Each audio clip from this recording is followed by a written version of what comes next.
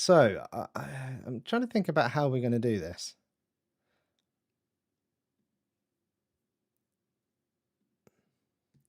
It might be worth initially, before talking another time about individual scenes, um, kind of having a general think about um, Jinx and Vi's kind of interpersonal relationship and having a look at their kind of dynamics and general cycles. I think that's probably going to be the easiest way to do it for now. Then we can come up with some specific examples later on. And so I'm just moving my PowerPoint around so it's in front of me. And what was I going to say? I've lost my train of thought.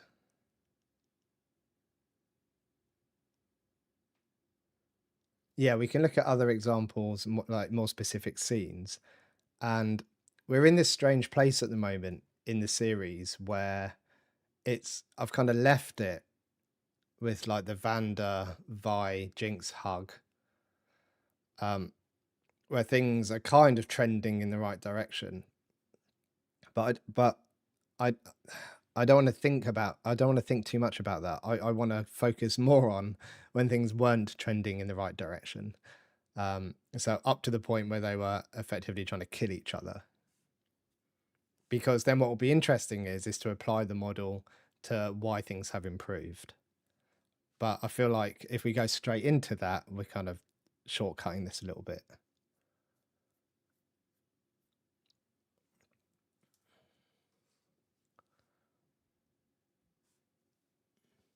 Yeah, so kind of end of episode 3.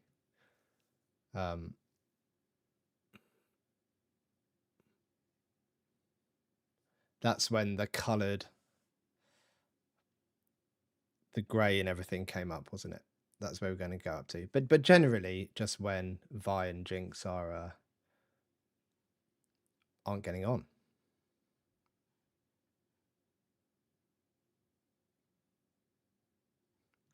Well, yeah. So I think Matt's right up to the end of episode 3.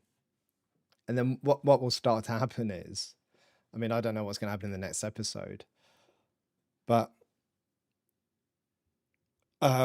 you can probably start to introduce a bit of a virtuous cycle towards like the end of 5. But I don't want to do that yet, because that's like the second half. Because if we do that now, we're going to lose kind of the experience of formulating the problems. So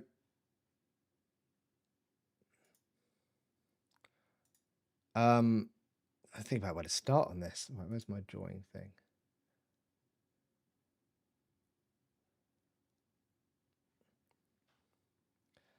So let's start up in this box. Can you see? Yeah, let's start up in this box.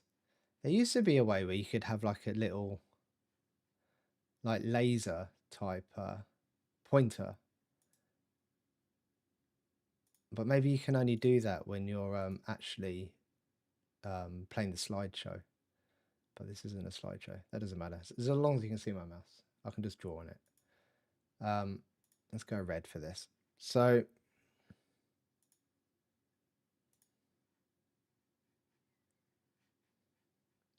oh look, that's weird. On OBS, you can't see where I'm changing the pen stuff. Okay, fine. So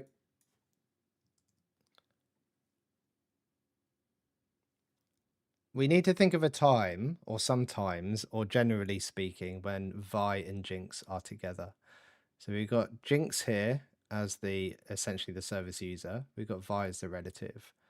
So Jinx, we know Jinx has hallucinations, whether they're trauma driven, whether they're BPD driven, whether they're serious mental illness driven. We kind of don't, that doesn't matter right now. So when Jinx has these experiences, what do we think is going through her mind? What kind of thoughts do you think she might be having about the experience? So she has an hallucination. Um, what do you think she makes of having a hallucination?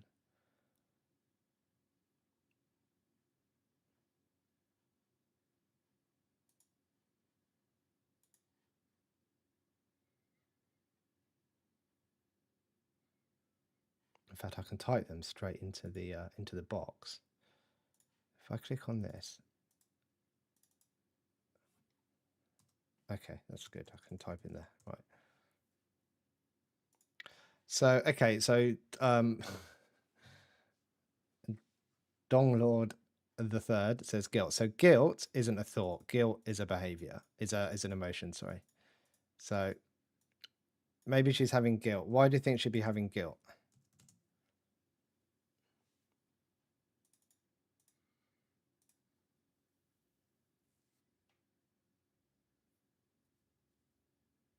Yeah, exactly. So she might be having the thought because there's actually evidence for this.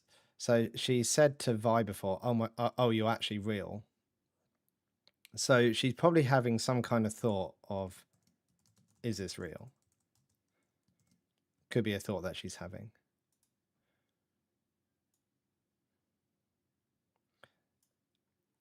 So the question is really, what does she think about her own hallucinations, as in her own explanation of why she's having hallucinations? So if she had come to me as a therapist, she would say something like, she could say something like, I keep having these hallucinations. I don't understand what they're about, and I'm really worried that there's something wrong with me. So her thoughts would be, there's something wrong with me. I'm having hallucinations. Whereas another person would say, having difficulty with grief, where we know you can have hallucinations with grief. They might come to me and say, I'm having these hallucinations about my passed away grandfather. But I understand that I'm probably really missing him and struggling. That's why I'm having the hallucinations. So the level of understanding between the two people are very different, and one could lead to more distress than the other.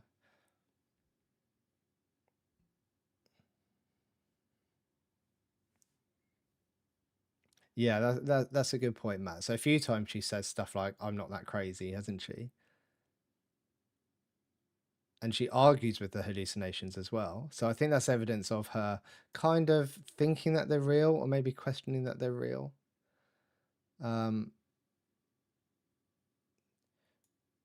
Do we think to herself, do we think that she thinks to herself that the hallucinations are a problem? So I worked with a guy before, when I was working with acute mental health, who had a diagnosis of schizophrenia. He heard voices, but the voices he heard were comedians, and they entertained him. And he didn't want them gone. He didn't want the medication, to try and take them away. He found comfort in them.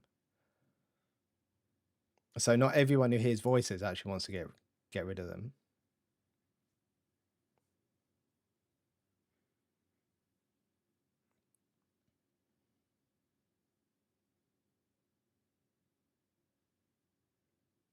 Obviously, a lot of this is just open to speculation because she's not here. We can't ask her, and there's no real, um, scene where she explains to us exactly what she thinks about them. So we have to infer some things.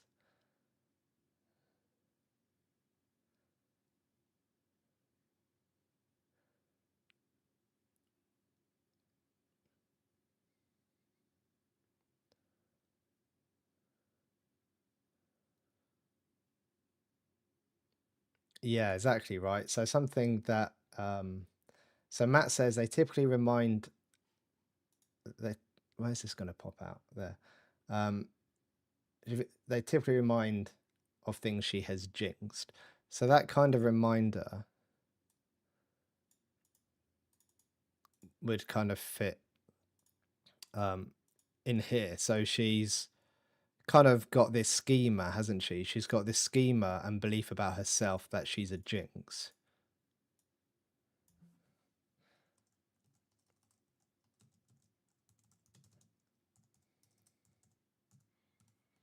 because what happens is on top of this trigger and all of this, there's that massive 5Ps formulation we wrote up before with her entire kind of history and predisposing factors and everything. So all of them would feed into this. So she's got this schema that she's a Jinx. And what that probably leads to is this information processing bias where everything that goes wrong is because she's a Jinx.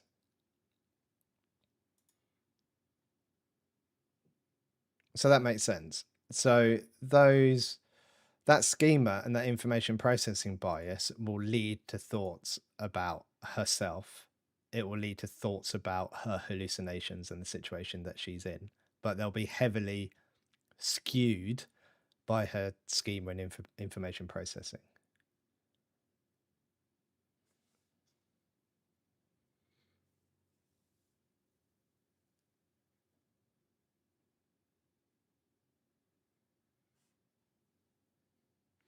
Yeah, so Luana raises a good point, but we're going to be let's not worry about when her symptoms look like they're reducing,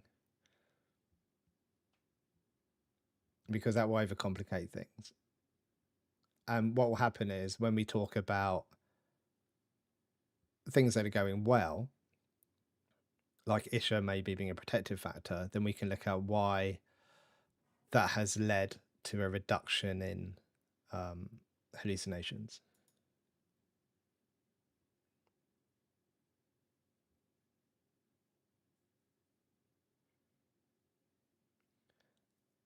Yeah, so they're a symptom of her trauma. I'm guessing you're talking about the hallucinations here.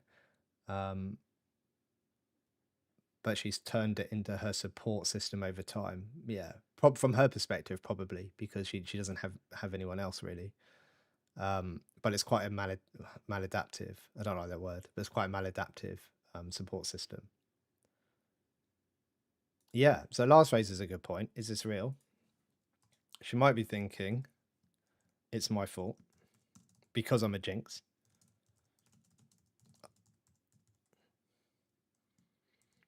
If she thinks she's a Jinx, could there be thoughts around actually people are better off without me because I'm just going to mess things up for them?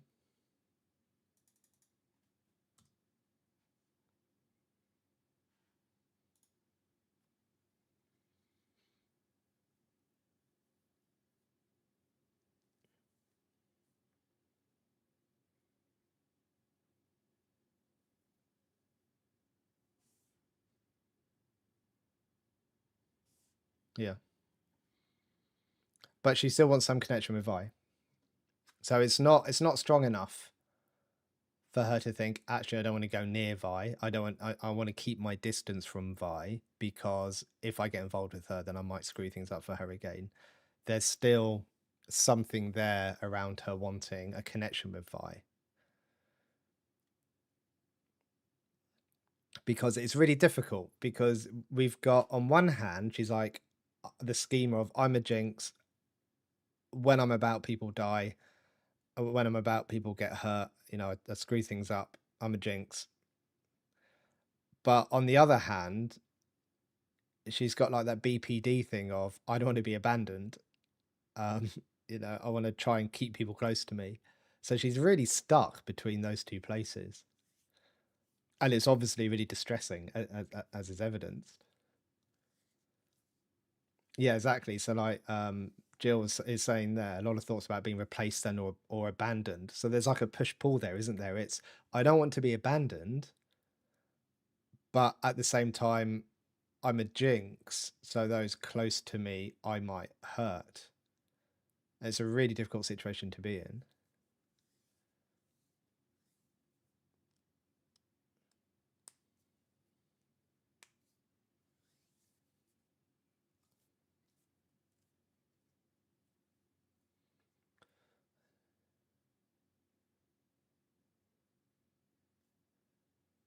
But just look at Lana's. I mean, we're not too concerned about the Vanda stuff at the moment because that's going to start turning it into a virtuous cycle. We're kind of looking at just before that. We see at the end of episode 3, her plan was to finish what's left of her family, including herself. She thinks the world is better without her. Yeah. And that makes sense from her perspective, doesn't it? Because it's everyone I ever get close to, I hurt or die. I don't want to live the rest of my life not being close to anyone. So therefore, we'll just end everything. That makes sense. From her perspective and her system as a whole, it makes sense.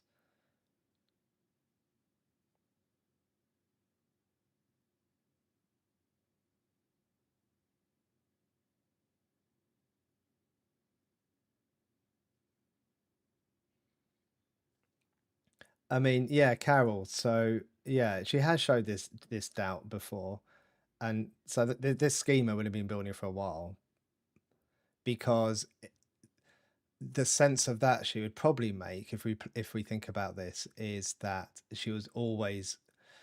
I mean, she overheard the Milo conversation where he didn't want her about because she gets in the way.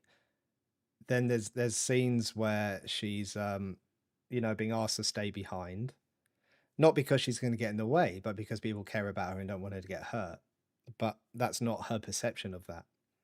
So you can see that schema gradually building, and then what really reinforces it is the explosion. So she's going to have all these thoughts around, is this real? Is my fault I'm a jinx? I always hurt people. People around me always kind of die. They're better off without me. But at the same time, she's got conflicting thoughts of, I don't want to be abandoned. And then we get into kind of like what Matt was talking about is her kind of solution to that.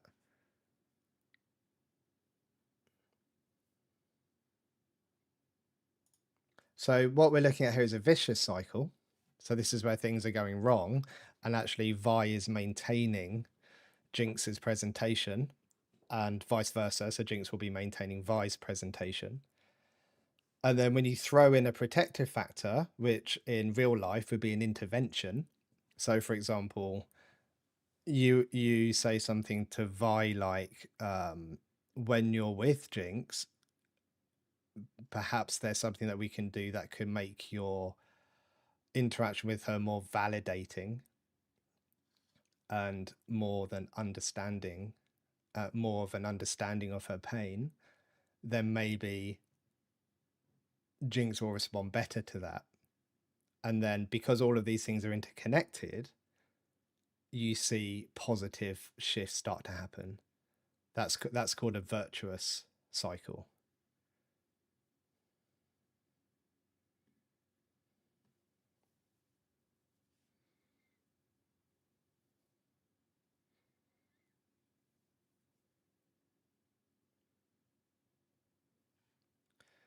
So Jinx is going through this process, having a hallucination. She's got this scheme about being a Jinx. She's got an information processing bias where she probably views everything through the lens of being a Jinx. She has all these thoughts about, is this real? Is it my fault? I'm a Jinx. People. She probably has thoughts about people leave me.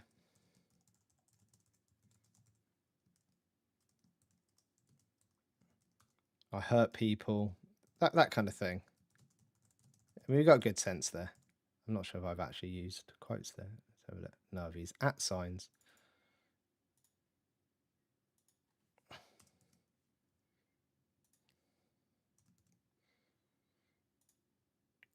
And when she's having these thoughts, then she has these emotions, don't they? So guilt, someone said earlier. She probably has, what other emotions do we see her frequently having? Anger.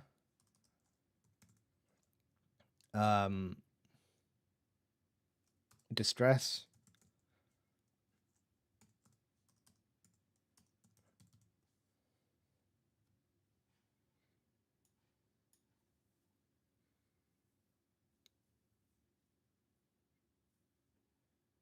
Yeah, so exactly. So what we'll do, Lana, if you hold that thought, when we get to behavior here on Vi's side, you'll have snapping. And what you'll get is, so in fact, we can just write it in now. In fact, while people say stuff, we might as well put them in the right place. So actually, she snaps. Okay. And like you say, so where you say, Lana, this reaffirms all her insecurities, her snap here is directly tied to her schema here. And that connects with the thoughts that she'd have in that moment. So Vi snaps, oh, information processing bias, Vi snapping at me because I'm a Jinx and she doesn't want me around. The thoughts then are, oh yeah, I hurt people and people leave me.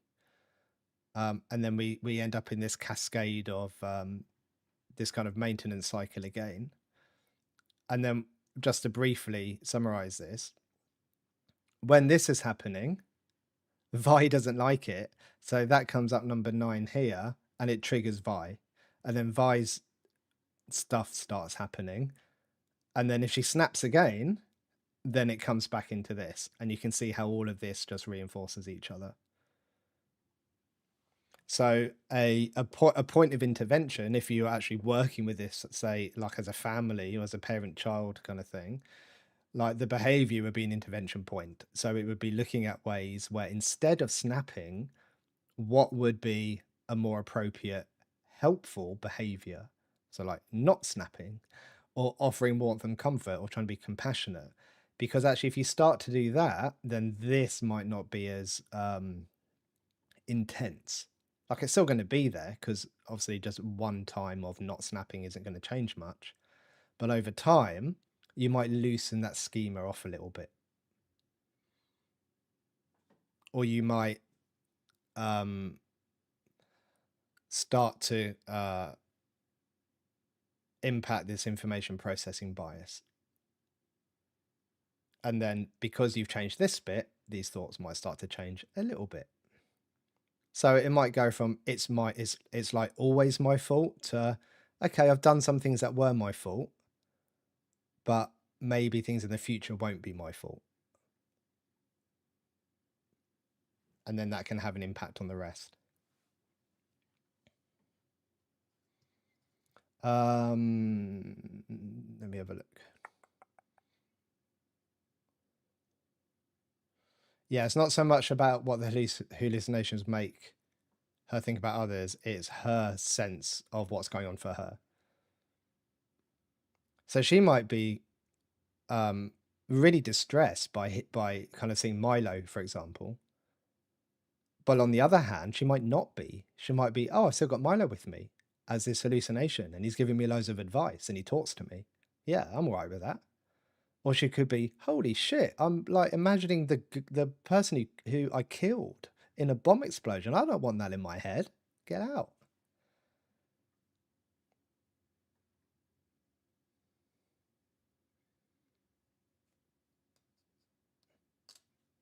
The reason that kind of makes the reason we look at it that way is because this model was originally designed where one person has psychosis, which is why I thought it would be a nice model to kind of it felt relevant. But quite often in kind of a real life situation, the psychosis causes loads and loads and loads of interpersonal problems because it's the hallucinations and the delusions that lead to, neglecting yourself, being paranoid, not trusting people, not going out, not socializing, which is why there's such an emphasis on that in this model. But the model can be generalized out to other problems. So it's not just about the hallucinations. It's so if this was someone who's depressed, you might have the thoughts that are, I'm worthless, I'm no good to anyone, what's the point? You might have those kind of thoughts. Because if someone's having those thoughts, then the likelihood is their behavior is going to be very it's going to match those thoughts. It's what's the point of doing anything? What's the point of getting up? What's the point of trying to get social connection with someone? Because there's just no point to life.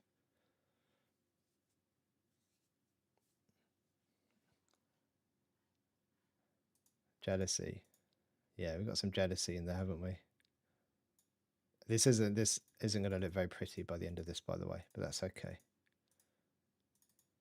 I have to put it in there. Trying to select my arrow. We've got some jealousy in there.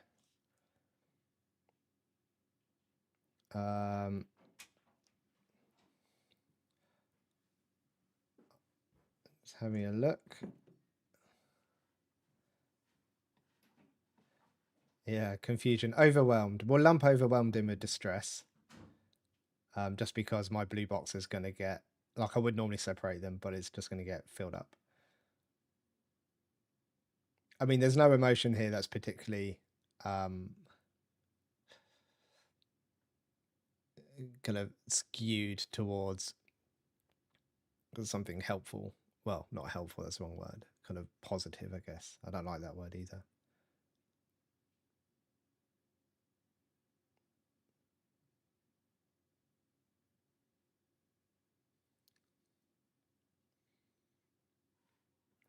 So when we see, so generally speaking, when we see Jinx feeling this way, guilt, anger, jealousy, distress, how's that reflected in her behavior? So we know that she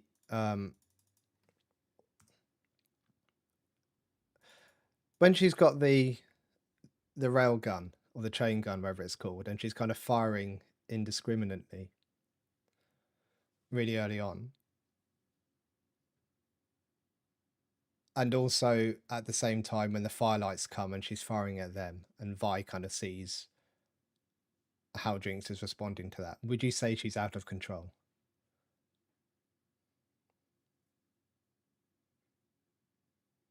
So reckless, yeah, reckless is a good word.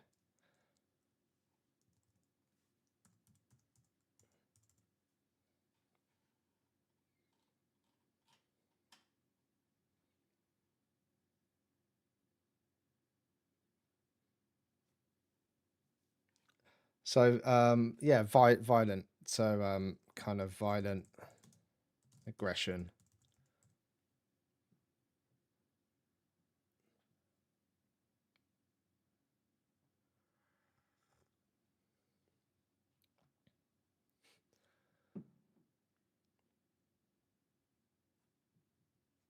She's almost venting, but with a machine gun. Yeah. Yeah, exactly. That's kind of what it's like, though, isn't it? It's kind of just letting it all out, but with no real foresight of the consequences.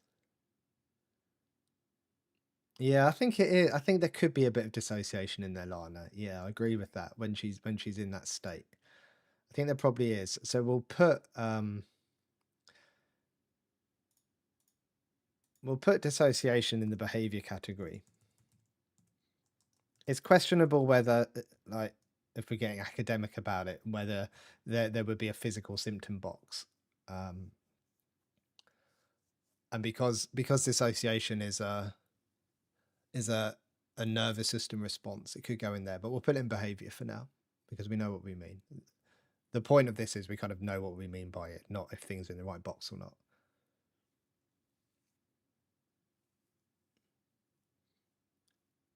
Yeah, it's similar to when Jace did it with his hammer. Yeah.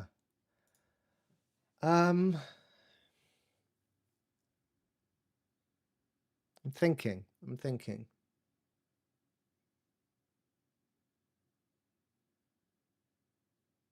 thinking about I'm going to explain my thought process here.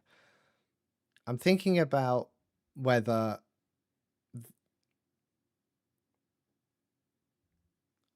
Jace doing it had a different kind of reason behind it. So when we think about behavior, we think about two types. We think about form of behavior, and we think of function. So we think of form. I'm going to draw it on here. Look. Form, and we think of function. And in every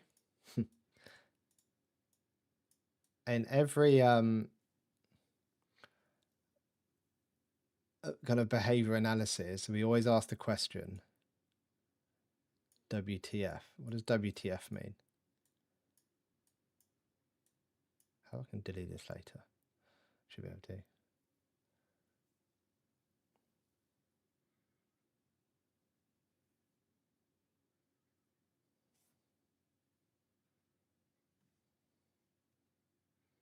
Anyone know WTF stands for?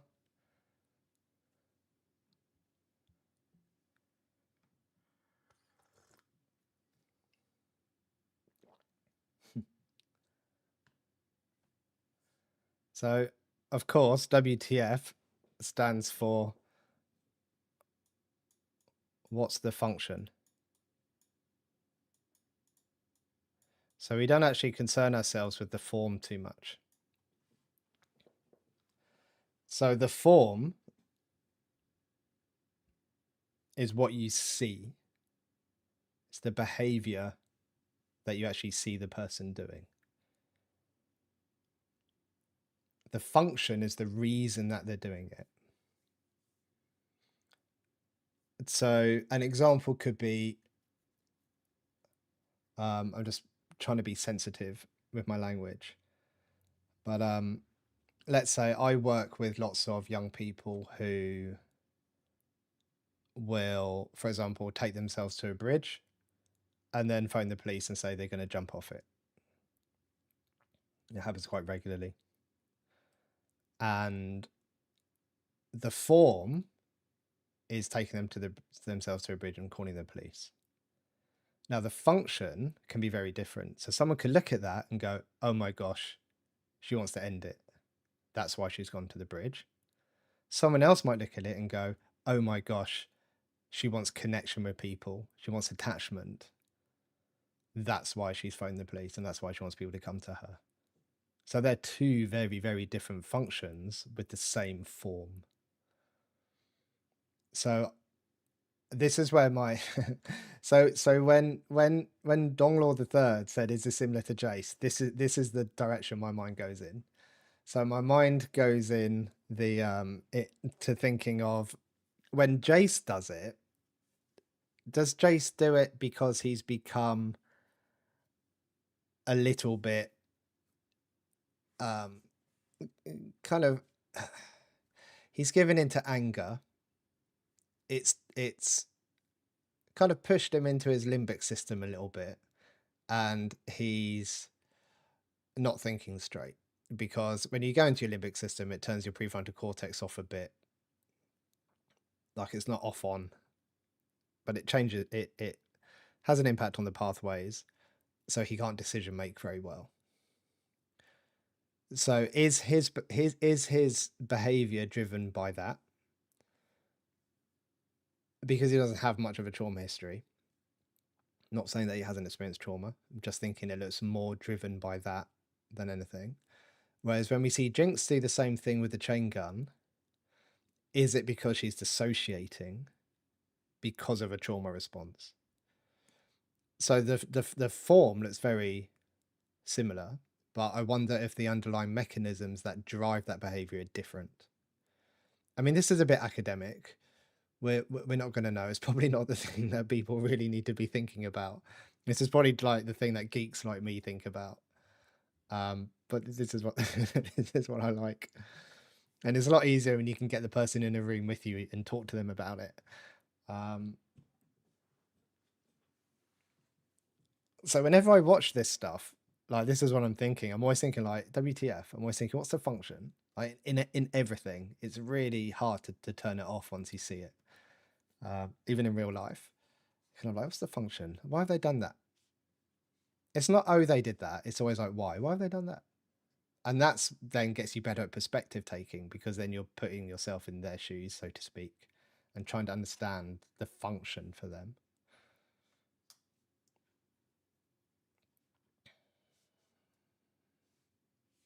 So where Carol says, could she be in a manic episode? Yeah, she could be. So then that behavior is, even though it looks the same as Jace is it has got a completely different underlying mechanism of action to it.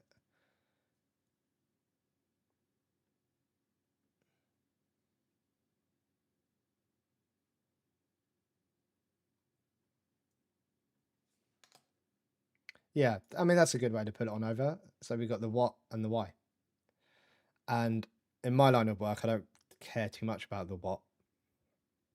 The what is things like is what the police and people care about. I care about the why.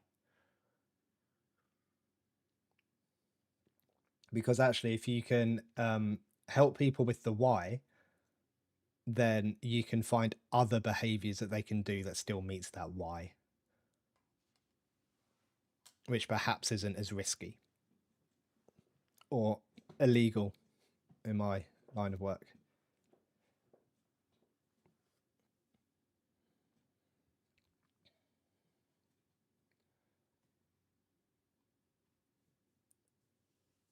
Yeah, it could be arrogance.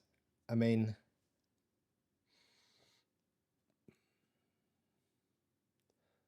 I'm not sure if arrogance is really an emotion. Just being a little bit pedantic. I'm gonna have a look.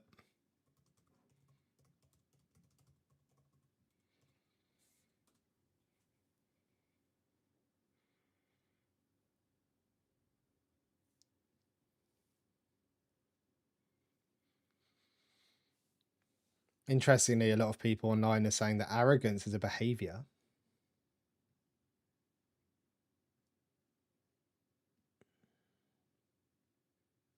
So there could be an emotion underneath that.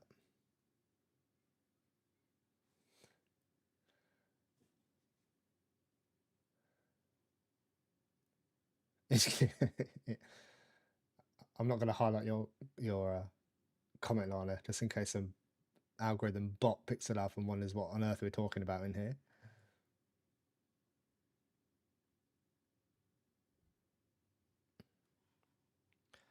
So right, let's not get too lost in this, because I can believe me, I've gone down a bit of a rabbit hole today with my brain. I haven't written it yet, but I was thinking about the. Oh, am I going to get my arrow? Oh, I can go with my arrow. That's right. I've been going down a bit of a trauma reenactment rabbit hole with the Tea Party scene, but I'm going to write something up about it, because I don't know whether my brain's just really weird, but I can do this thing where I set my brain a question, and then I can just not think about it again for like a couple of days, and then at some point it will just produce me a load of answers. Normally when I'm in the shower or something. They call them like beta states or something like that. And it seems to work quite well. And my brain today produced me this lovely kind of thought process of of Jinx reenacting her abandonment trauma within that Tea Party scene. And I think that's probably an interesting way to consider it, which is probably the route I'm going to go down. But I'm still kind of working it out.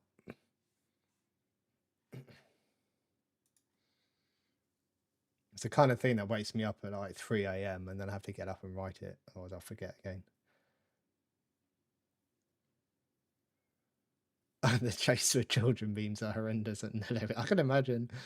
Oh, I haven't seen any. I'd really like to.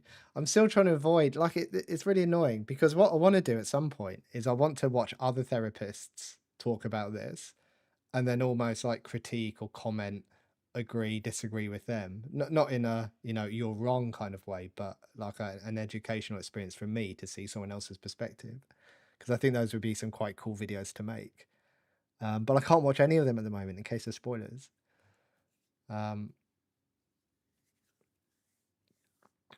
Yeah.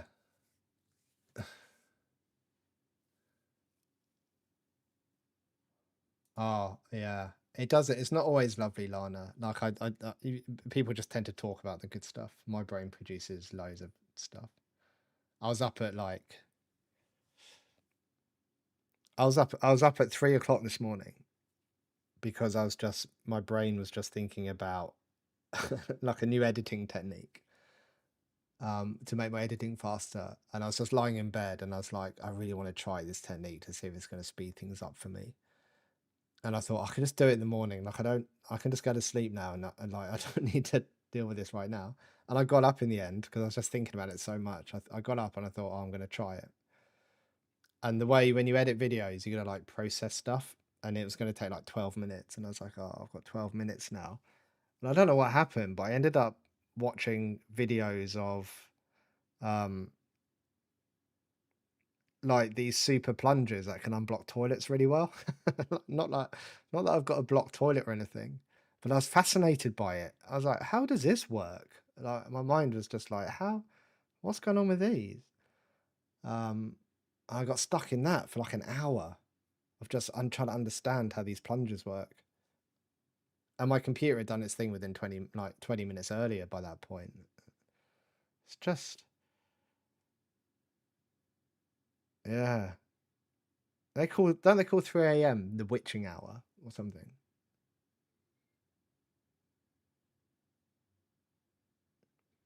I said to my daughter, she said, I said I was up last night. And she went, what time was it out of interest? And I said, I was 3 a.m. And she was like, oh my God, oh my God, oh my God, it's the witching hour.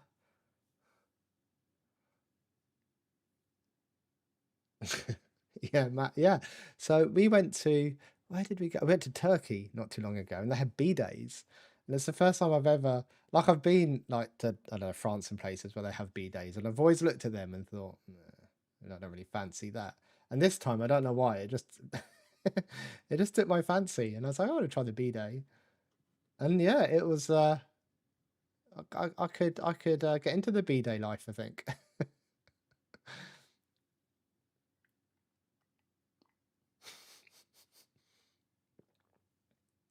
But I have got this video coming soon, although I've not written it yet, but I'm thinking about it, about this tea party scene that Maria kind of asked me about. I can't even remember Maria's question now about it, but I've gone probably massively off tangent. But what I'm thinking and what my mind is coming up with is I think really, really interesting. I think people will like it.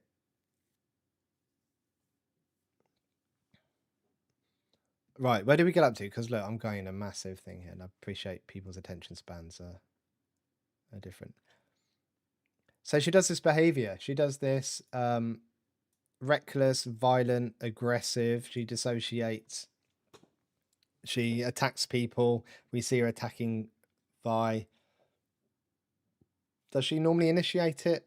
Or does Vi sometimes initiate it?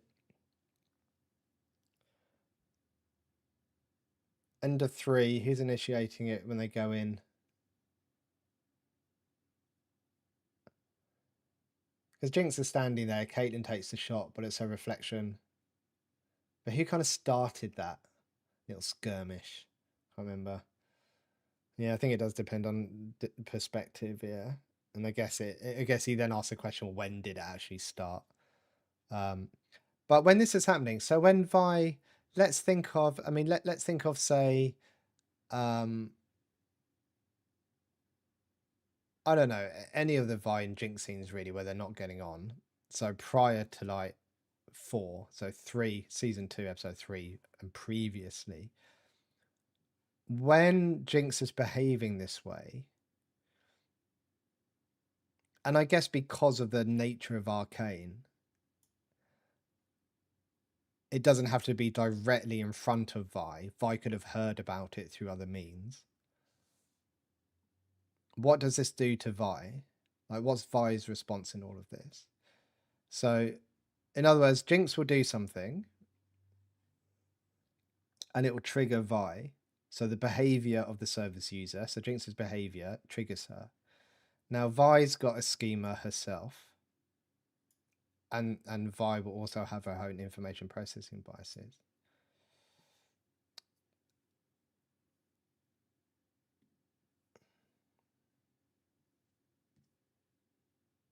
I'm going to catch up the comments.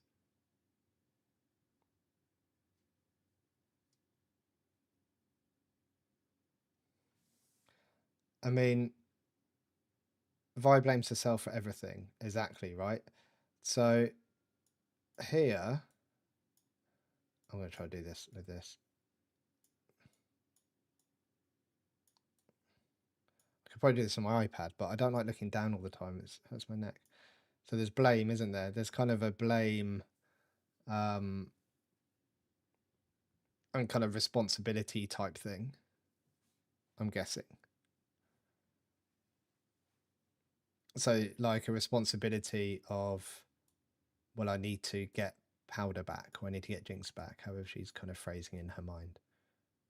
Oh God, responsibility is such a long word. Oh my God. Responsibility. Responsibility. Right. So yeah, she blames herself for everything. She gets more protective. Yeah. Season 1, Vi tried to de-escalate most times. Did she? What did she do to de-escalate? Because that will go down in our little behavior box.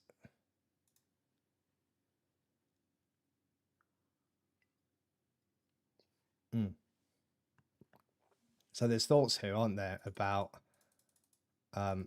like Powder is still in there or something like that. She's still Powder.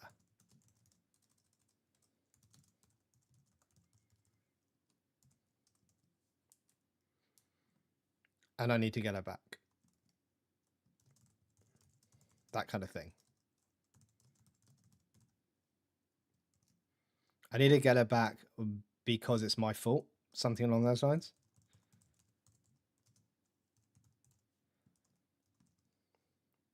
I can see the comments whizzing up in the corner of my eye. I'll have a check in a minute.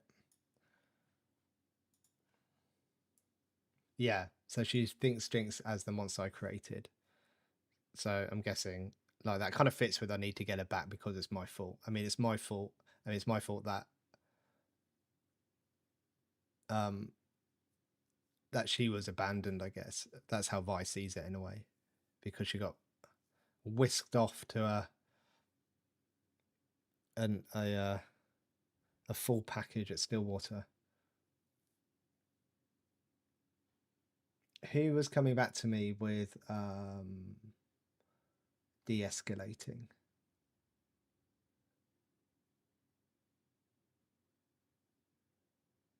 Yeah, so this is really interesting. She kept pushing for Powder to come out and rejected Jinx. So, I mean, imagine that from Jinx's perspective.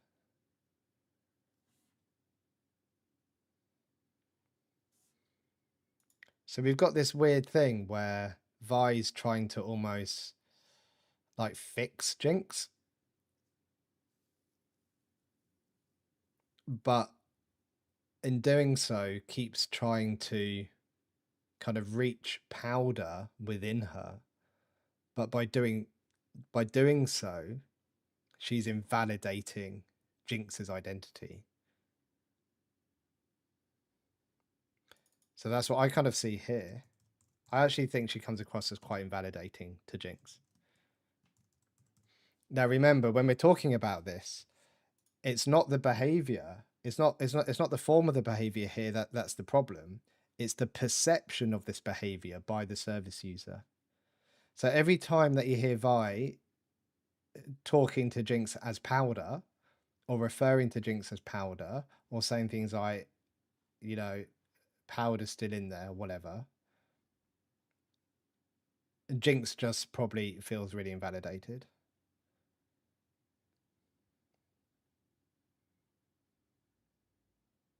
My actual, yeah, trying to talk her down and negotiate at the tea party.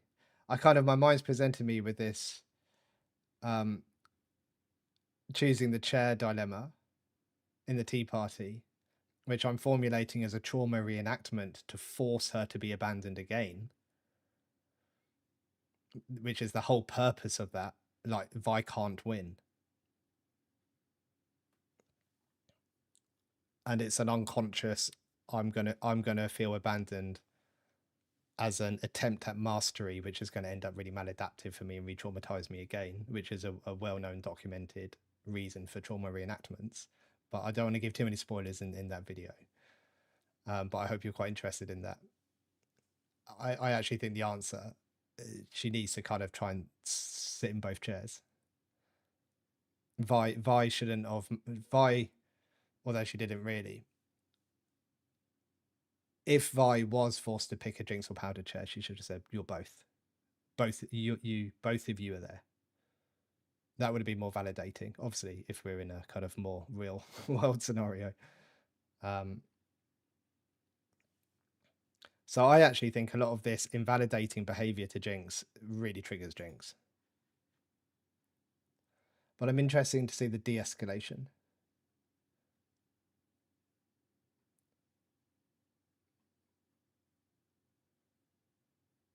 In season 1, Jinx is usually the first aggressor. Okay, so yeah, so that behavior would obviously trigger Vi.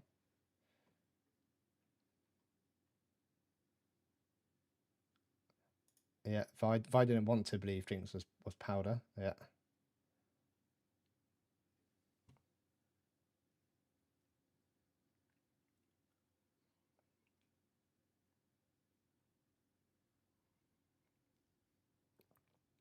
Yeah, she kept pushing for Powder to come out, rejected Jinx. I mean, there's another rejection, isn't there?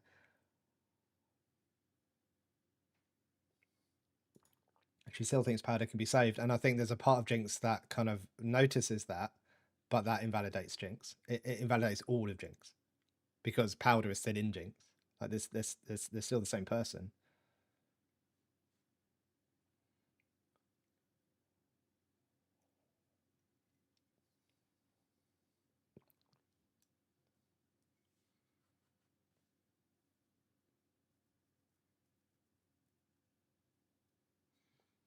Pushing the gun down and trying to talk to her. What trying to think when that happened. And what the behavioural outcome was.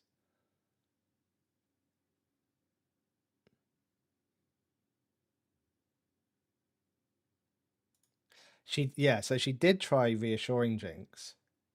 She did in the tea party, like that was the form. But that's not how it was perceived, was it, by Jinx? She didn't find it reassuring at all. And that's the important part.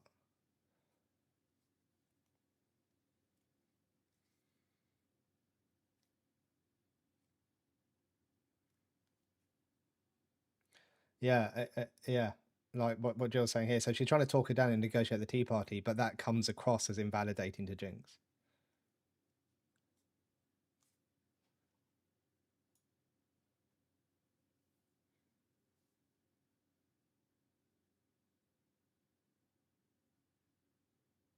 Yeah, so there's more stuff about responsibility there. Yeah.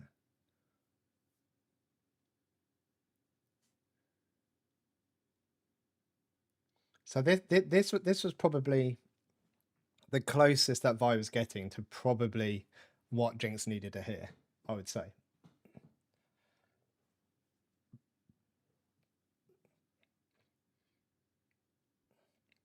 She may have lost Jinx a bit on there. It's going to be okay. We can just leave.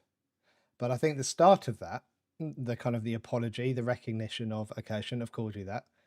The recognition of I never should have left you.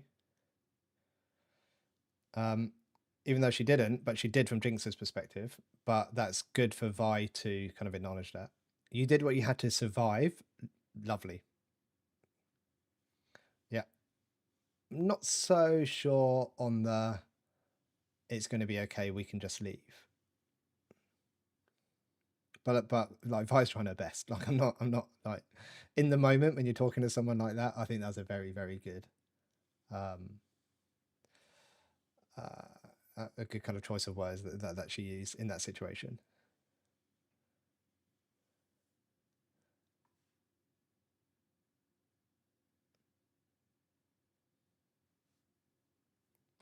Yeah, so you're right, Matt. Interesting how Silco says Powder must die for Jinx to live, while Vi essentially wants to kill Jinx to save Powder. Yeah, and I wonder because of Jinx is more, she's more Jinx than Powder. She will see Vi's response as really invalidating, and probably Silco's response as more validating. So it makes sense that she would be drawn more to Silco.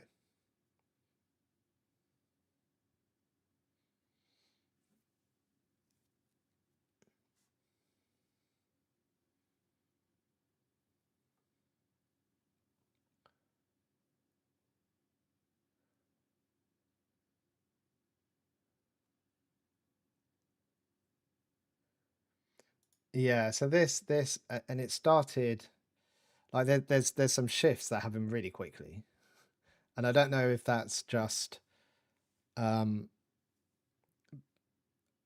I don't know if that's done on purpose, or I don't know if it's because they were running out of episodes and they needed to get a lot more plot in that they wanted to. Because you can already tell, where are we? Episode 5. You can already tell that we're losing a bit of the cool story about the inequality between Zorn and Piltover. It's kind of shifted more towards character driven narratives at the moment, which is still good. It's still enjoyable, but it's not so much of the kind of social consequence stuff. Maybe that will change, but it does. This season feels different so far, and I wonder if that's impacting on um, Jinx and Vi's relationships and how that's being portrayed, because things are changing really quickly. And I kind of commented in the video that Jinx is looking relatively stable um, in that episode, and we do know that people who experience BPD have periods of stability, especially when they get um, in kind of attached relationships. But it feels really quick. I mean, I guess there's a bit of a time skip, but it still feels relatively quick.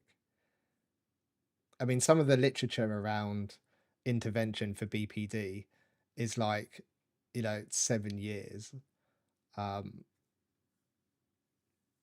for them to be I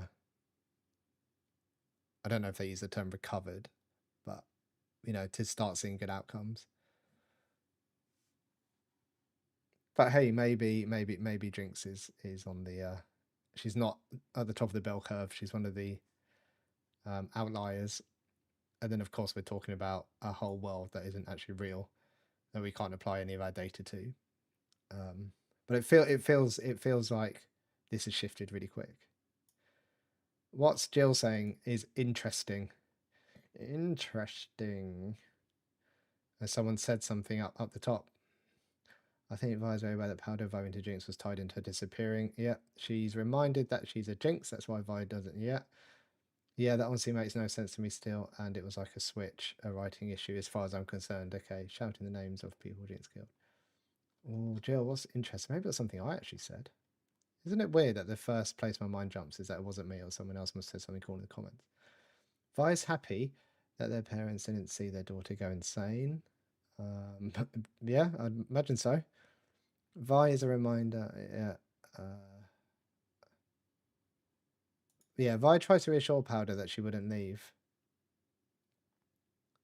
I don't think it lands well though. I think that was the problem with that paragraph that I highlighted before. That last thing of we can just go, or we can go together. I can't remember what it was now exactly, but I don't think it lands well at all. I mean, in episode 8, she does sell Jinx out by name to the council. Why even Kate was hesitant to me? It kind of feels like at the tea party she was saying it to de-escalate. Maybe.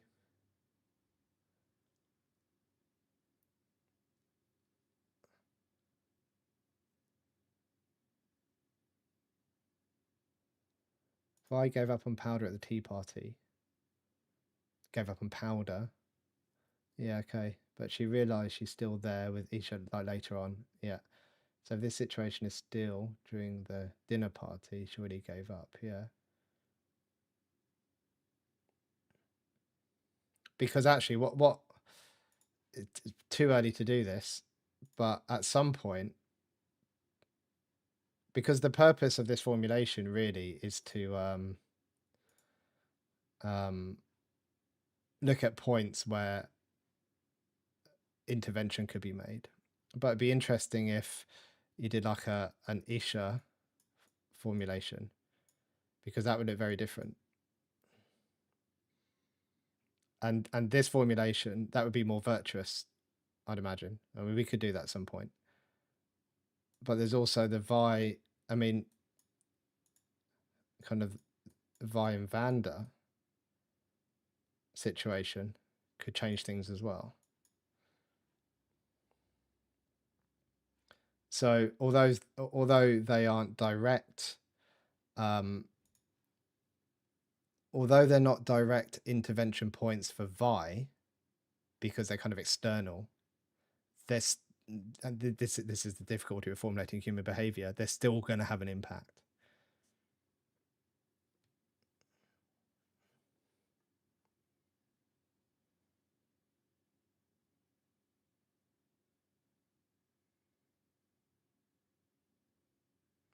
Yeah, exactly. CTEC. Ginty body at least initially, Vi tries to start because she knows she can't win. Because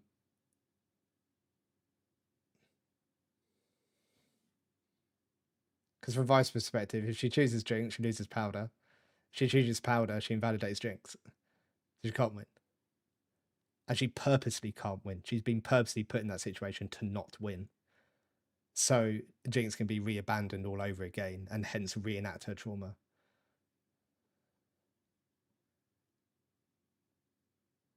Well, exactly. They don't, do they? They're you can't just unpick one part of yourself.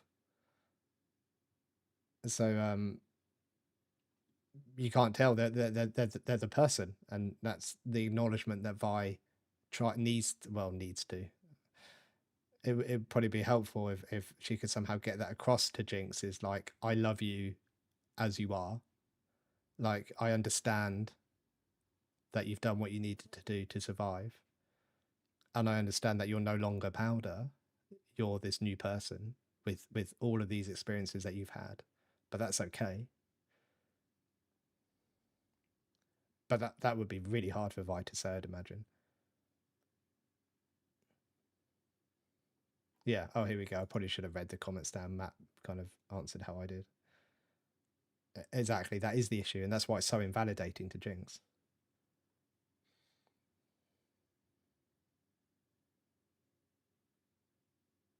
Yeah. She is. She's trying to reenact that trauma. But I'll explain that in another video because you'll be quite sensitive with trauma reenactments. I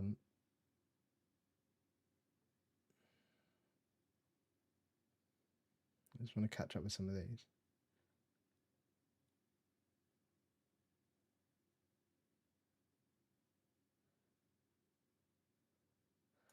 Yeah, it's more complicated by the fact Vi was in prison 7 years, exactly, right? And then she even says, doesn't she? She even brings it up at the tea party. And it almost, I think I even commented it in my reaction, was like, oh, don't make this sound like a comparison. That's not ideal here.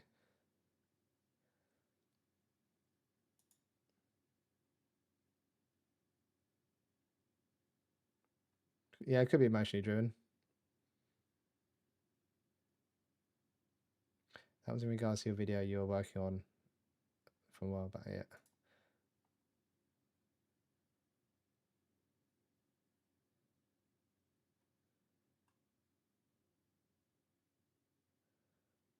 When Echo was fighting with Jinx on the bridge, is that what you mean?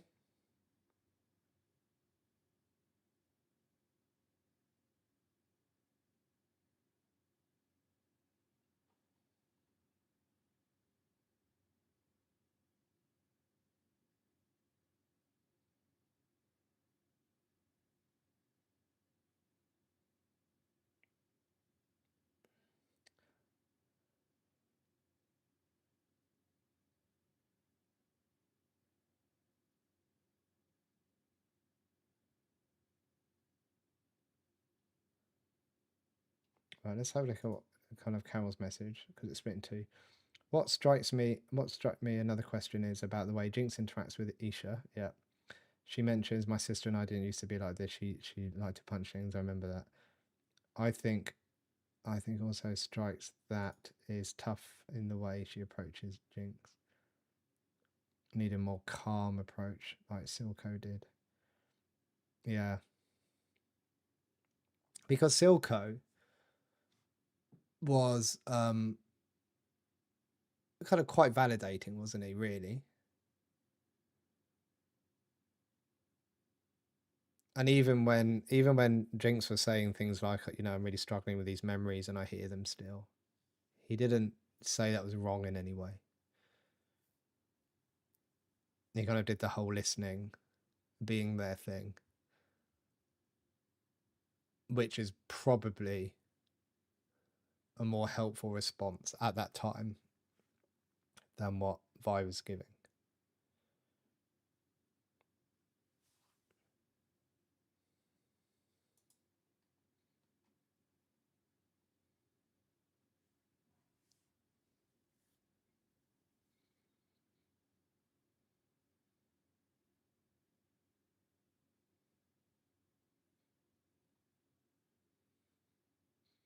Yeah, I mean, like, kind of, I'm not sure of that kind of little chat chain there, but like, this is massively complicated, isn't it, with Vi's relationship with Caitlyn as well. I mean, you could have potentially like a ton of these formulations with all of these behaviors that people are doing, all linking into other triggers for other people. And it gets messy really quickly.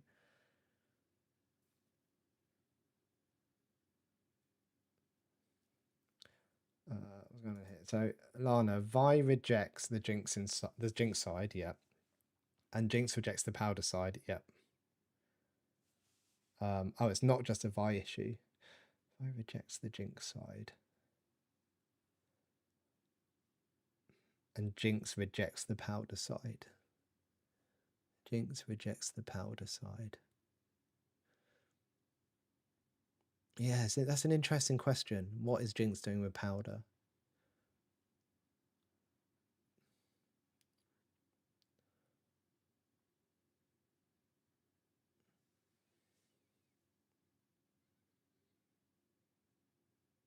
I mean, she's kind of transitioned to Jinx because of the experiences that powder has been through. So I would hazard a guess that as a safety protective mechanism, she would want to keep powder kind of locked away because she's not going to want to re-experience that pain again. If you had her for intervention, if you had her for trauma intervention, that's where you would go into kind of inner child type work, because that's really the central event for her. You'd want to help her process through all of that. But I think going it alone, I think Jinx is going to want to keep some distance from powder.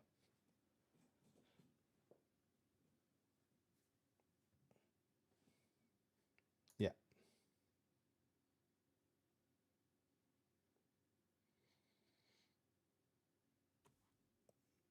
I agree. I mean, when we're outside of dissociative identity disorder, when we're talking about parts, it's all kind of metaphorical stuff for experience or experiences that someone's had.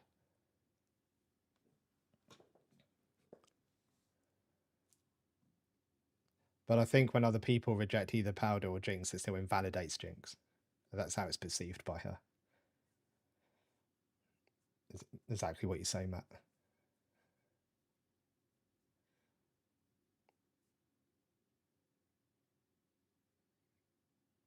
I like some of these replies that I get in these chats. I think some of you would make good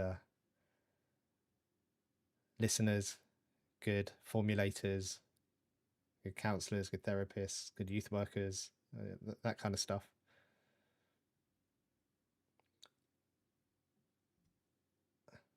I love just clicking on comments and then reading it because it puts me in a position where I have to answer. I have to say something. I could just go, "Oh, I don't want to answer that one." no one look at that one.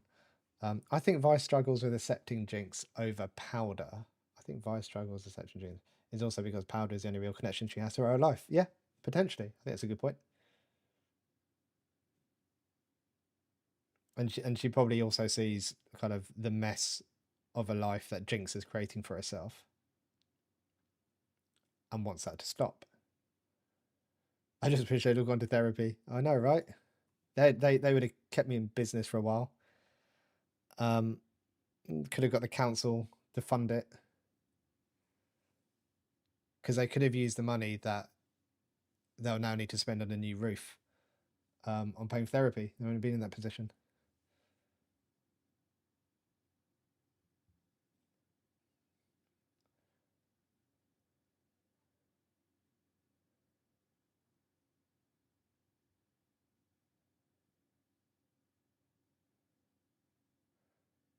Yeah, she did, didn't she?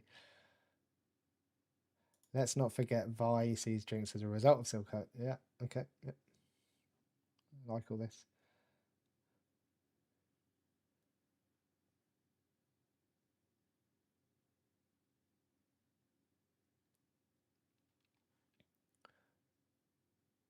Right, let's finish off this model because I'm kind of getting a bit sidetracked. So we've got Vi saying she's still powder, I need to get her back, it's my fault, she's in there. How do we think that makes Vi feel? When she's having these sorts of it's my fault, I need to get powder back. It's still possible. Guilt probably in there. Oh, I'll tell you what, this latency is so much better for this. I reckon there's anger in there. Anger. So guilt is an emotion that has the function of letting us know that we've done something wrong so we don't repeat it in the future. It also has the function that if we do something wrong and others perceive it as wrong, that we don't get thrown out of the tribe by doing that behavior again. Because if we get thrown out of a tribe, evolutionary basis, we wouldn't survive very long because we can't fight saber-toothed tigers and woolly mammoths by ourselves. So guilt has a function. Anger has a function of letting us know that something unfair or unjust has been done to us or someone else. So it motivates us to take action to protect ourselves, to protect other people. So anger is a very useful, functional emotion. I hate it when people come in for anger work. It's like, no, you don't need anger work. Your anger is fine. Your anger is functioning as it should. You are experiencing a normal human emotion. Frustrated. Hopeful. That's an interesting one. Yep. She probably is. I mean, there must be a bit of hope there. Otherwise, she wouldn't be doing it. Like there must be like even on like 1% or 2% of hope. You know, it could be as low as that, but it's enough for her to take action. Probably a bit of resentment, maybe. Yeah, I guess so.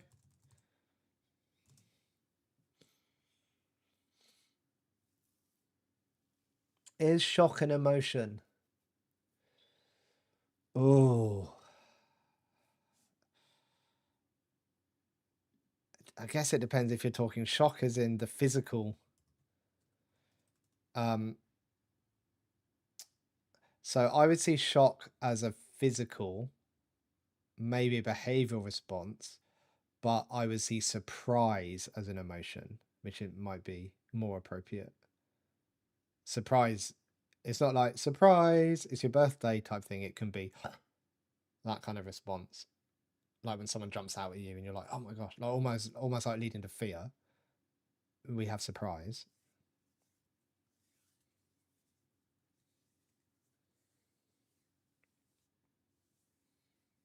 Oh, disgust is an interesting emotion. Why do you say disgust on over? I love disgust as an emotion.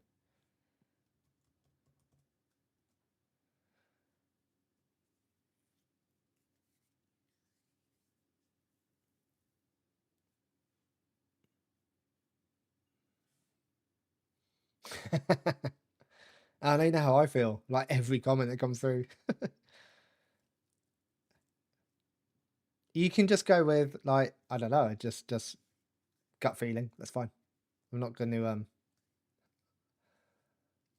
not gonna say you're wrong or anything. I mean, there could be an element of disgust there. She could be disgusted with Jinx's behavior. So there can be a difference here, and this is probably an important point to think about as well, is you can be disgusted with a behavior that someone's done, but not be disgusted with the person themselves. So there's a difference between a global evaluation of someone and an evaluation of their behavior. Which, if you imagine in my line of work in justice, I frequently hear of people being judged globally because of something, because of a crime they've committed, as opposed to their behavior being judged. Yeah, the sister she knew was the one who killed a lot of people and was pushing Shimmer. That's a fair point to feel disgusted.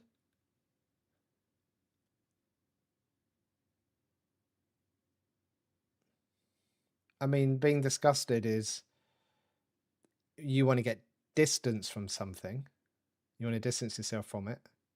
Like from an evolutionary perspective, it's this berry smells disgusting. I'm not going to eat it because it's probably going to kill me. So you throw it away. And a really good example we see that in Arcane is when Caitlyn gives Vi the enforcer badge, and she kind of throws it on the floor. Like that's disgust. That's a really good example of disgust. So there could be disgust there, yeah.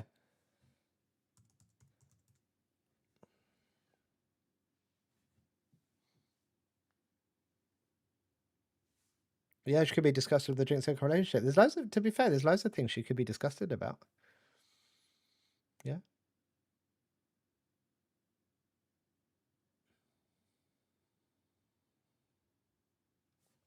So she's got all these, guilt, anger, frustrated, maybe a bit of hope in there, disgust, resentment. How does that impact her behavior then? So when you're having these thoughts and you're having these emotions, then these emotions can lead to behavior, but also these thoughts can lead to behavior.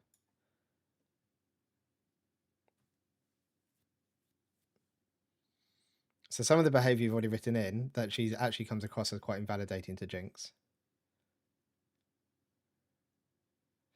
Do we think, so here's a question.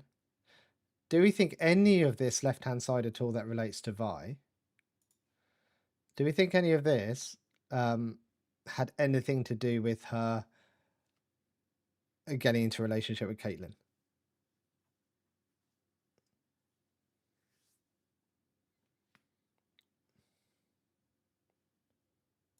Yeah, there'll be some.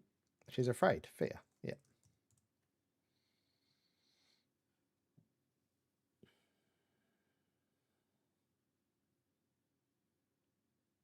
I'm trying to think of the first time when Vi saw Caitlyn. I can't remember now. I'm trying to think of what led to them working together or being together. I can't remember. I remember them going to the brothel. What happened just before that?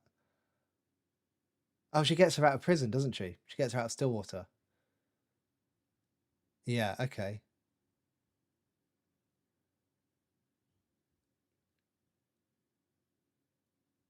Do we think if she had found Jinx straight away and went, "Oh, Jinx, oh, I'm back for you.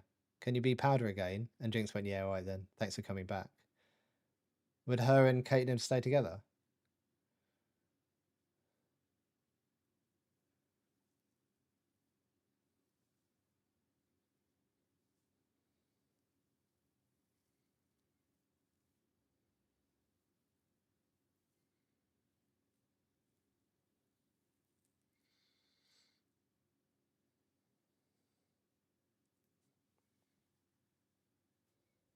It's just one of these questions. It's just interesting. Like we're never going to know. But I'm wondering if the behavior. I'm wondering if there's something to do with behavior here that looks at. I wonder if it somehow made Vi want to connect with someone else, as in feel close to someone else.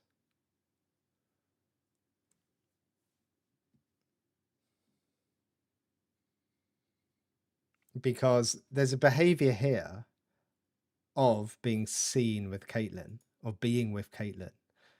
And it doesn't have to be like romantically or that. It's just because that's a trigger for Jinx. There's a trigger there of seeing Vi with Caitlyn. Now, Jinx's perspective of that, which remember is the important bit of this behavior, is that she's been replaced. But Vi's perspective of being with Caitlyn is that we like each other. But Vi's probably thinking, I can be with Caitlyn and still have room for Jinx. Stroke Powder, perhaps.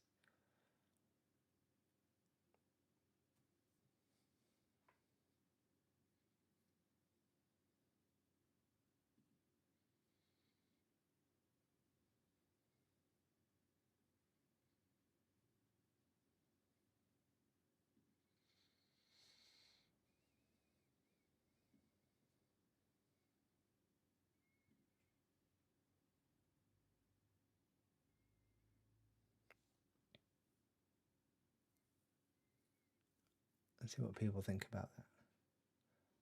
Yeah. They agree on each other. Yeah.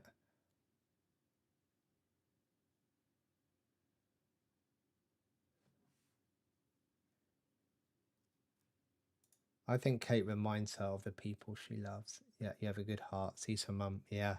Even compares her to Powder in her obsessions.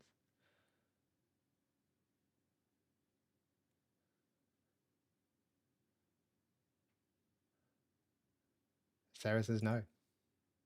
I mean, it's. I mean, we're kind of making some inferences and assumptions here, aren't we? But there was something that drew Jinx to Caitlyn outside of, getting out Stillwater.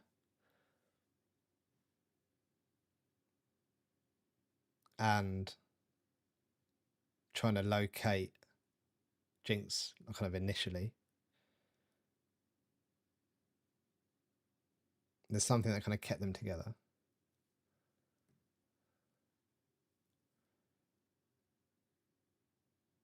I think Vi was genuine. Yeah.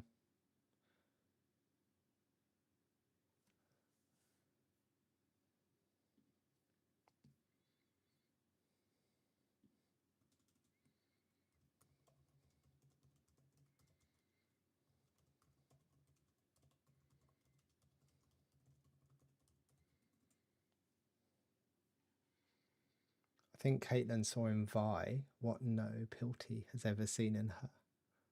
It must have been very validating for Vi. Yeah, exactly right. So if you've got a schema that's full of like blame, you got a bit of responsibility in there. I mean, your schema towards others, it could still be I've let others down.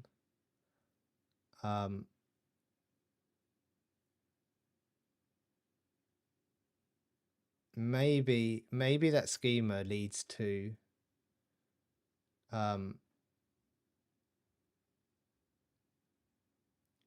kind of feeling validated by Caitlyn, because it's like loosening that schema a bit.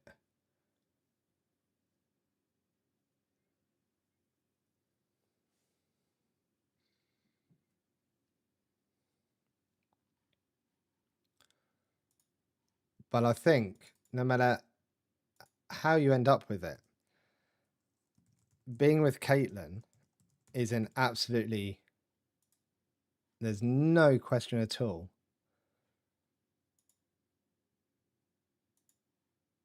I'm going to do this in big pen.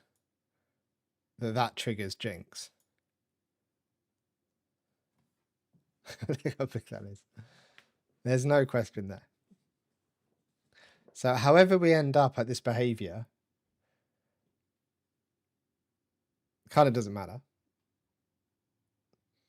Because the function doesn't matter. The form in this instance is what matters, because the form is what Jinx sees and the form is what Jinx interprets. And unless anything changes in this cycle, that's going to start this process again.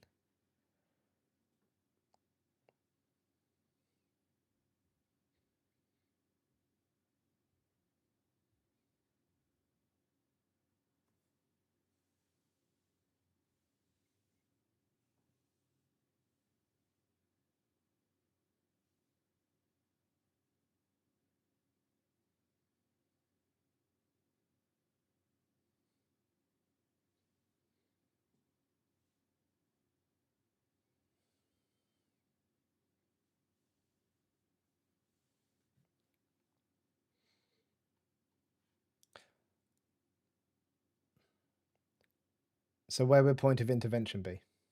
So I was just reading the comments then. Potentially. Let me duplicate this.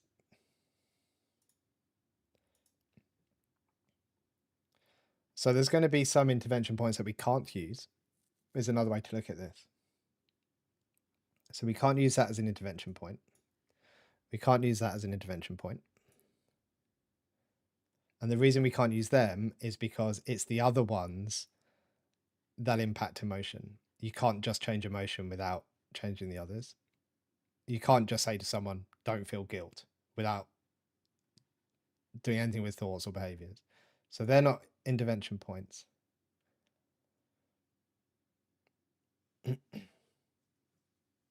Yeah, yeah, right. So if you could kindly take Kate out, that would be very kind. That would be a start.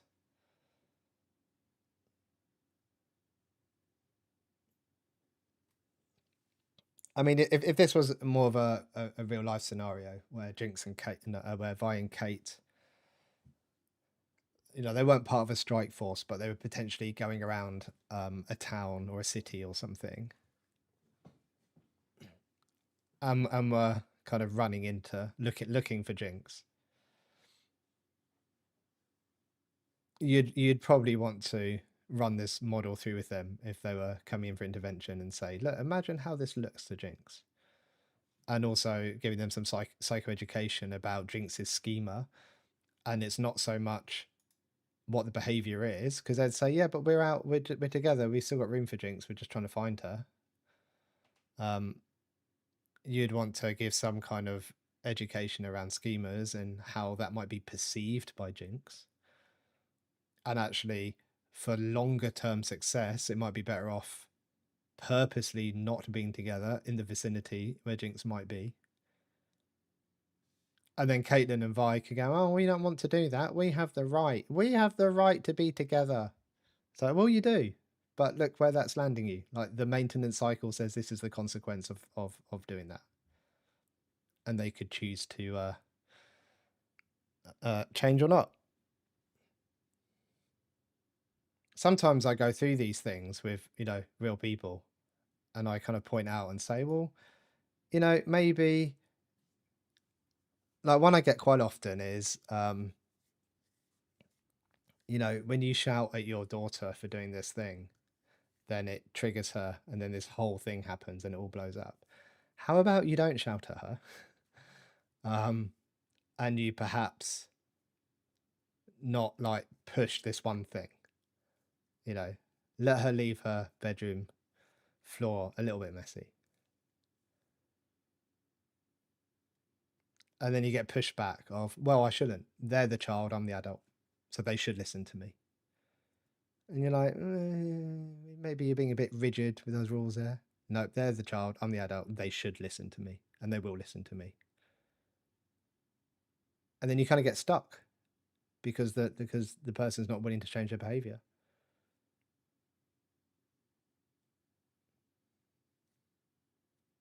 And then you get into the kind of the thoughts of, what does that mean? Like, if your child isn't listening to you, what does that mean? What does that mean to you? And then it often goes back to, parenting styles and how they were parented and things. And, what does it mean about respect and things and all these rigid rules that people have kind of made up for themselves. So it starts getting really difficult.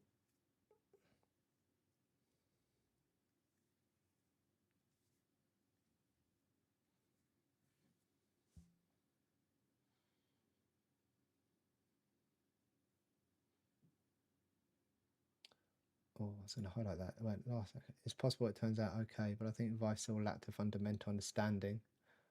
Yeah, I don't think Vi has any real understanding of the impact of Powder and Jinx's trauma at all. I don't think she can mentalize very well. How does Jinx feeling replaced and triggered by it fit into her schema? Well, her scheme, I mean, she'll have a schema of she's a Jinx, she gets left behind because if we think about event centrality, from her perspective, Vi leaving her will be massive. And that comes right off the back of all of her friends being killed. So people leave me. So why wouldn't the one survivor of that also leave me? Because people leave me. Like it kind of makes sense. Yeah, it's just more rejection to her, is that exactly as you say?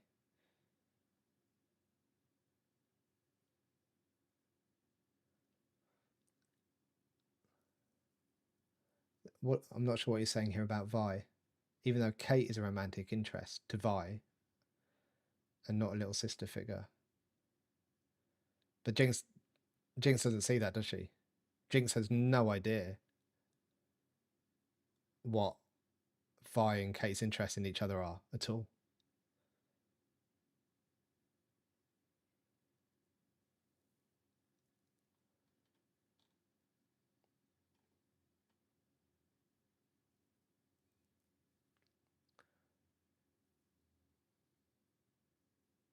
Oh yeah, here we go. So I didn't see other people had started answering.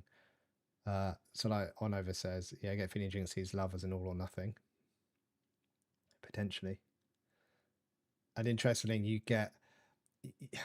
hear this term used different times, but you get this idea of splitting where people are like all or nothing. So that could probably apply to this situation. I theorize Jinx doesn't really perceive romantic love, really. She has a very asexual vibe throughout the show to me. Yeah. She might, I mean, yeah, she might see it as romantic, she might not do, but either way, she sees like, oh, I don't know, Vi has just replaced me with this person.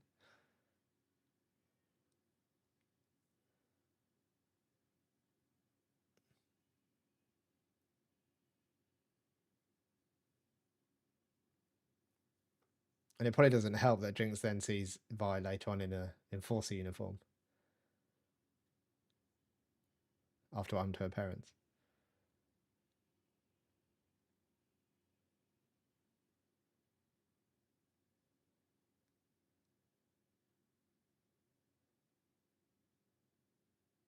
Yeah, so exactly. So Noodle raises a really good point here that actually what needs to change is unfair to ask either of them. So this is something that's really interesting in formulations is, I mean, to be fair, the formulation doesn't really care about fairness of people wanting to change. It's just merely documenting a maintenance process.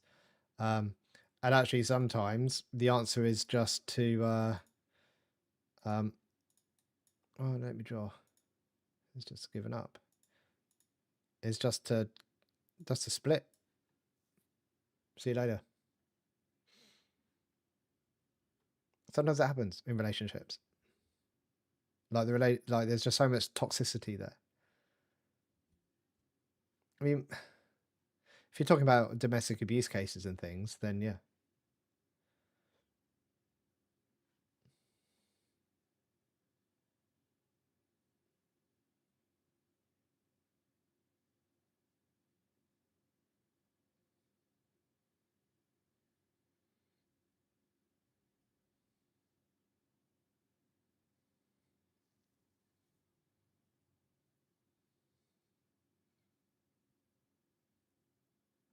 Oh, when did she mention that last? Remembering the smell. It might be interesting for something I've got coming up.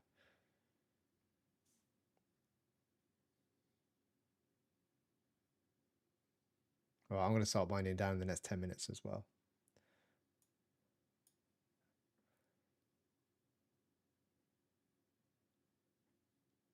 Yeah, exactly. Agree with that. Oh, not seen yet. Oops. Oh no, we have, haven't we? Oh no, spoilers. Oh. I can't even think how that fits in. I'm just interested. I'm just interested in it from a like a memory perspective and like trauma stuff.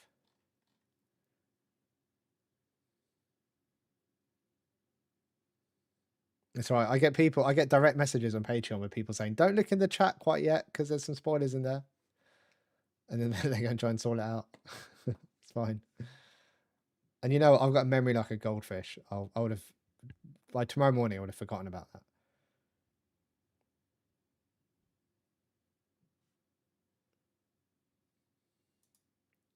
Yeah, we see her smell Vanda's jacket, but that's not her parents.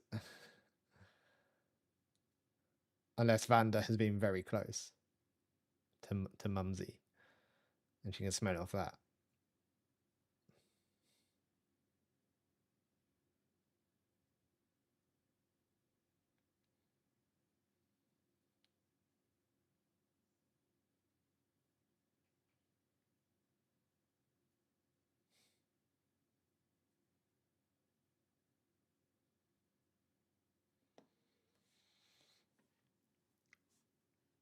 So let's just finish this up because it's getting late.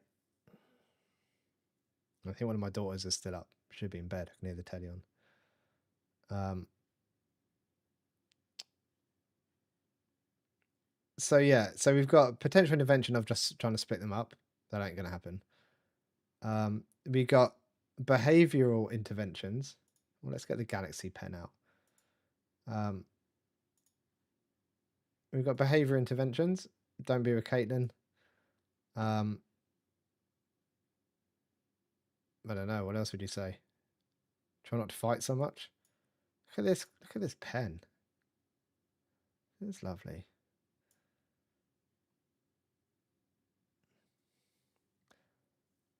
You would probably do some work here around education of what things look like through Jinx's perspective to try and shift. So she's still powder. You would probably want to try and shift this. She's still powder and go, well, she's kind of not anymore.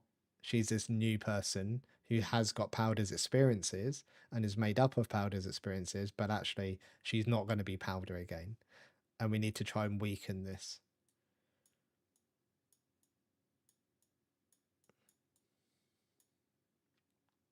The thing is with formulations is, and when you make like networks like this, you don't know when you introduce an intervention, you don't always know what impact it's going to have, because this could have the impact that she's not powder anymore. I'm sorry, powder's gone. That could cause an emotional response of like grief, and it could, you know, potentially push her into depression.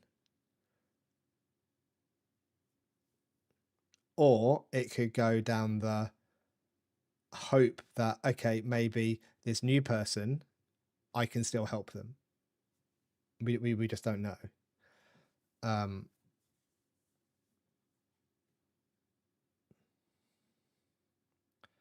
There's a lot of intervention here for Vi. Anything with Jinx herself. Yeah, I mean, you'd wanna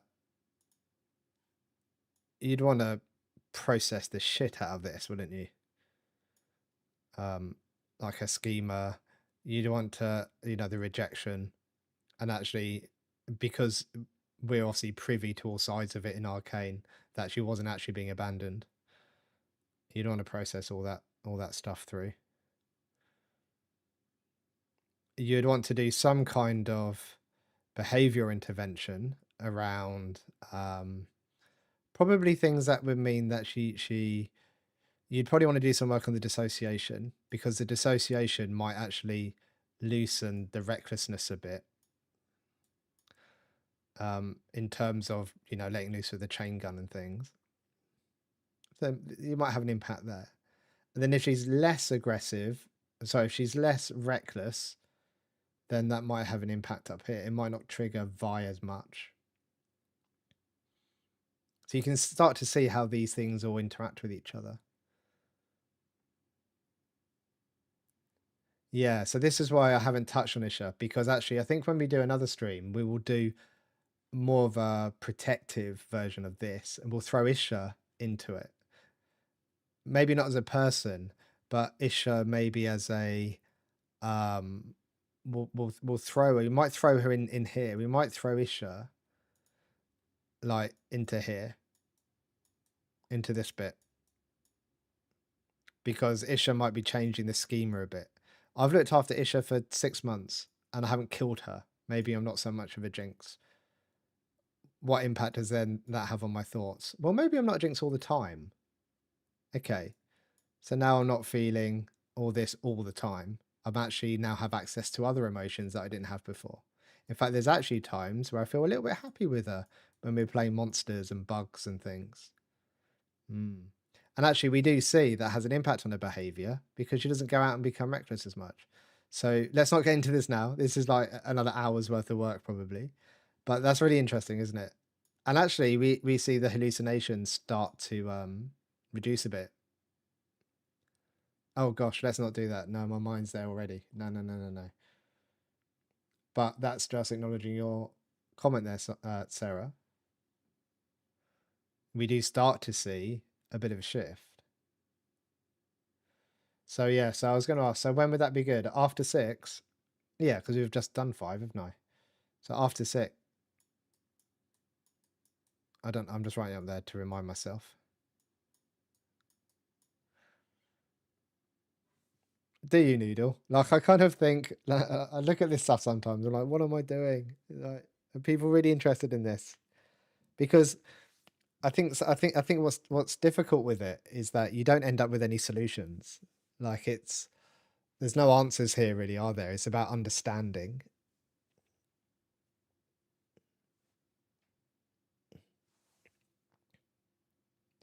And if I'm writing if I write a report for children's services because they're looking at removing a child from a home, or I'm writing a report for the Youth Justice Service because they want to punish someone for criminal behavior and they're wondering about, what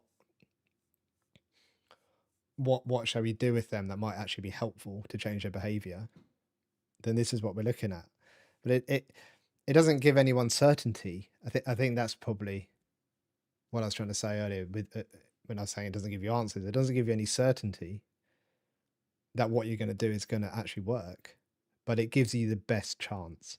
It gives you the best place to offer some intervention.